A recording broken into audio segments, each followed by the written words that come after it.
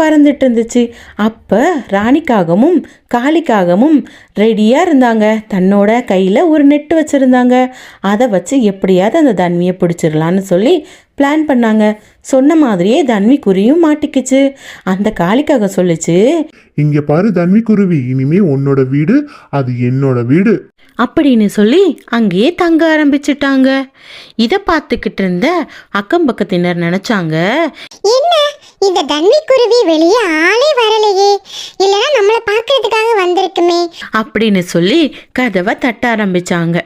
இதை கேட்ட காளிக்காகமும் ராணிக்காகமும், என்னங்க நம்ம மாட்டிக்குவோம் போலயே, இந்த அக்கம் பக்கத்துல உள்ளவங்க சும்மாவே இருக்க மாட்டேங்கிறாங்க, தன்வி குருவின்னு தட்டிக்கிட்டே இருக்கிறாங்கன்னு சொல்லி கோவமா கதவை திறந்து, இங்க பாருங்க, இனிமே இந்த வீடு எங்க வீடு, அந்த தன்வி குருவியெல்லாம் இங்க இல்ல அப்படி சொல்லி அந்த வர்ணிக்குருவியை கோவமாக அனுப்பி வச்சுட்டாங்க.